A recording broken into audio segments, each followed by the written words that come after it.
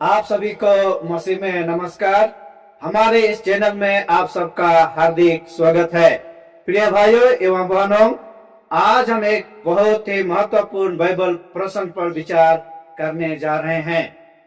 क्या आज मसीहों को पुराने नियम के पर्व जैसे फसह का पर्व, पेंतिकोस्त का पर्व, झोपड़ियों का पर्व और आदि पर्व मनाना जरूरी है?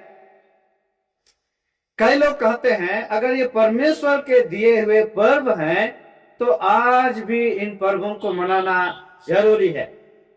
तो आइए इन पर्वों को हम भावना से नहीं बल्कि केवल बाइबल से उत्तर जानेंगे। इस्राएलियों के पर्व क्या थे? परमेश्वर ने इस्राएल राष्ट्र को कुछ विशेष पर्व दिए थे। फसह का पर्व, आँख मेरी रोटी का पर्व, पेंतिकुस्त का पर्व, नरसिंगा का पर्व, प्रायश्चित का दिन, झोपड़ियों का पर्व। व्यवस्था विवरण 16 अध्याय का 1 से 17 में ये पर्व इस्राएलियों के याद के लिए थे। उद्धार की योजना की छाया थी ये पर्व। क्या नए नियम में मसीहों को ये पर्व मनाने की आज्ञा है? बाइबल साफ उत्तर देती है, नहीं। कुलुसियों की किताब 2 अध्याय का 16 से 17 में कहता है, इसीलिए खाने पीने या पर्व या नए चांद या सबतों के विषय में तुम्हारा कोई फैसला ना करे, क्योंकि ये सब आने वाली बातों की छाया है, पर मूल वस्तुएं मसीह की है। ध्यान दीजिए, पर्व छाया थी और वास्तविकता मसीह है। जब वास्तविकता आ गई, यानी कि जब वास्तव में प्रभु यीशु मसीह इस पृथ्वी पर आए, तो ये पर्व यानी कि ये छाया थी समाप्त हो जाती है। यीशु मसीह ने इन पर्वों को कैसे पूरा किया? पहला हम देखेंगे फसह का पर्व।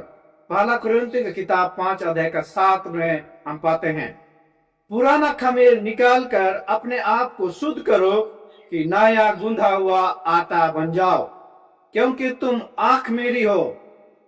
क्योंकि हमारा भी फसह जो मसीह है बलिदान हुआ। आपने ध्यान दिया, हमारा भी फसह जो मसीह है बलिदान हुआ। फसह के पर्व के दिन मेमना को बलिदान किया जाता था और हमारे लिए तब प्रभु यीशु मसीह इस पृथ्वी पर अपना जान क्रूस काट पर दिया। उस मेमने की जगह जो मेमना प्रभु यीशु मसीह को दिखा रहा था, एक उद्धारकर्ता हमारे लिए आएगा और हमारे लिए जान देगा। और ये फसह के पर्व को यही यादगार में मनाया जाता था। और प्रभु यीशु मसीह इस पृथ्वी पर आया और अपना जान हमारे खातिर क्रूस काट पर कुर्बान कर दिया। इसलिए अब हमें इस फसह के पर्व को मनाना जरूरी नहीं है। और इस फसह के पर्व के दिन प्रभु यीशु मसीह हमारे लिए अपना जान को दे दिया और इस फसह के पर्व को आज मानना जरूरी नहीं है। प्रायश्चित का दिन, इब्रानियों की किताब 9 अध्याय का 12 में हम इसे पाते हैं, और बकरों और बछड़ों के लहू के द्वारा नहीं, पर अपने ही लहू के द्वारा एक ही बार पवित्र स्थान में प्रवेश किया और अनंत छुटकारा प्राप्त किया, कहता है। प्रायश्चित का दिन में मेमने का लहू को लेकर के महायाजक महापवित्र स्थान में प्रवेश करता था। और प्रभु यीशु मसीह जब इस पृथ्वी पर आया, उसने हमारे खातिर अपना कीमती बहुमूल्य लहू को हमारे पापों के लिए दे दिया। और तब महायाजक इस मेमने का लहू को पापों का प्रायश्चित के लिए महापवित्र स्थान ले जाता था और हमारे पापों के लिए प्रभु यीशु मसीह अपना कीमती लहू को बहा दिया। वास्तव में वह इस पृथ्वी पर आया और हमारे पापों के खातिर अपना बहुमूल्य लहू बहाया। और इसीलिए तब आज हमें इस प्रायश्चित का दिन को मानने की जरूरत नहीं है, क्योंकि उसने हमारे लिए अनंत छुटकारा प्राप्त का प्रावधान कर दिया है। हम प्रभु यीशु मसीह का लहू में क्षमा प्राप्त कर सकते हैं। पेंतिकोस्त का पर्व, प्रेरितों के काम 2 अध्याय में हम इसे पाएंगे।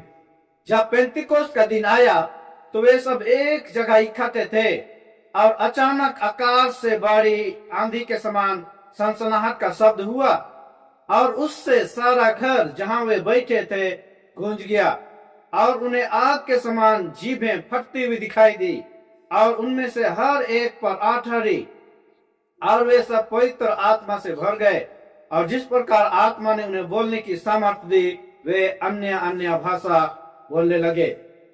यानी कि ये पेंतिकुस्त का दिन में पवित्र आत्मा का आगमन हुआ। इसलिए आप प्रतीकों को दोहराने की जरूरत नहीं है, इन छाया को दोहराने की जरूरत नहीं है, इन पर्वों को मानने की जरूरत नहीं है। प्रेरित पौलुस क्या कहते हैं गलाती किताब 4 अध्याय का 9 से 11 में, पर अब जो तुमने परमेश्वर को पहचान लिया, वरन परमेश्वर ने तुमको पहचाना, तो उन निर्बल और निकम्मी आदि शिक्षा की बातों की ओर क्यों फिरते हो, जिनके तुम दोबारा दास होना चाहते हो?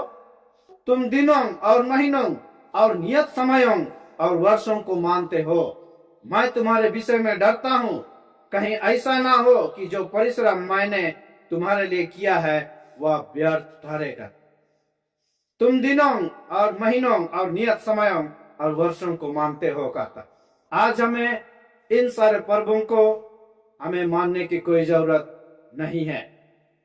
रोमियों का किताब 14 अध्याय का 5 में कहता है, कोई तो एक दिन को दूसरे से बढ़कर मानता है, और कोई सब दिन एक सा मानता है। हर एक अपने ही मन में निश्चय कर ले कहता। पर्वों को अनिवार्य बनाना बाइबल के विरोध है। इन पर्वों को जरूरी मानना कि आज भी हमें ये मनाना है कह करके दबाव डालना, इसको जोर देना, अनिवार्य बनाना, ये बाइबल के विरोध है। क्या मसीह इन पर्वों को बिल्कुल नहीं जान सकते? नहीं, जानना गलत नहीं है, और उन पर्वों से यीशु के बारे सीखना गलत नहीं है, लेकिन उद्धार के लिए इसे जरूरी कहना गलत है, और किसी पर इन पर्वों को थोपना गलत है। इफिसियों का किताब 2 अध्याय का 15 में कहता है, और अपने शरीर में बैर अर्थात वह व्यवस्था जिसकी आज्ञाएं विधियों की रीति पर थी मिटा दिया, कि दोनों से अपने में एक नई जाति उत्पन्न करके मेल करा दे। आपने यहाँ पर ध्यान दिया, अर्थात वह व्यवस्था जिसकी आज्ञाएं विधियों की रीति पर थी मिटा दिया कहता है। ये पर्व जो विधियों की रीति पर थे, इनको प्रभु यीशु मसीह ने क्रूस काट पर मिटा दिया, खत्म कर दिया इन पर्वों को। 10 आज्ञाएं नैतिक व्यवस्था है। आज भी ये 10 आज्ञा नैतिक व्यवस्था कायम है, लेकिन मूसा की विधियां और ये पर्व क्रूस पर समाप्त हो गई। और उद्धार पर्वों से नहीं बल्कि मसीह यीशु से है। उद्धार पर्वों से नहीं बल्कि प्रभु यीशु मसीह से उद्धार है। इब्रानियों की किताब 10 अध्याय का 1 पद में कहता है, क्योंकि व्यवस्था जिसमें आने वाली अच्छी वस्तुओं का प्रतिबिंब है, पर उनका असली स्वरूप नहीं, इसलिए उन एक ही प्रकार के बलिदानों के द्वारा जो प्रतिवर्ष अचूक चढ़ाए जाते हैं, पास आने वाले को कदापि सिद्ध नहीं कर सकती। जो इन पर्वों को साल में, महीने में ये जो पर्व आते थे, ये अच्छी वस्तुओं का प्रतिबिंब है कहता है। यानी कि ये छाया थी और ये असली स्वरूप नहीं था, बल्कि प्रभु यीशु मसीह असली थे। और प्रभु यीशु मसीह आए और हमारे पापों के खातिर उसने क्रूस काट पर जान दे दिया। और जब हम इन पर्वों को मनाएंगे, ये कदापि हमें उद्धार नहीं दे सकता है, बल्कि उद्धार हमें प्रभु यीशु मसीह से हमें मिल सकती है। तो प्रिय मित्रों एवं भाई एवं बहनों और मेरे दोस्तों, आज मसीहों के लिए इस्राएलियों के पर्व मनाना आवश्यक नहीं है। ये जो इस्राएली पर्व मानते थे, आज हमें इन पर्वों को मानना जरूरी नहीं है। यीशु मसीह में सब कुछ पूरा हो चुका है। इन सारे पर्वों को प्रभु यीशु मसीह ने खत्म कर दिया। अब प्रभु यीशु मसीह ही एकमात्र उद्धार करता है। अब हमारा ध्यान होना चाहिए मसीह यीशु में विश्वास, पवित्र जीवन जीने में हमारा ध्यान होना चाहिए। और सुसमाचार प्रचार करने में हमारा ध्यान होना चाहिए। अगर यह संदेश आपको बाइबल आधारित और उपयोगी लगा हो तो हमारे वीडियो को लाइक करें, हमारे वीडियो को शेयर करके दूसरों तक पहुंचाएं और हमारे चैनल को सब्सक्राइब करना ना भूलें। बाइबल की सत्य से जुड़े रहने के लिए हमारे साथ बने रहे। परमेश्वर आप सभी को आशीषित करे। धन्यवाद।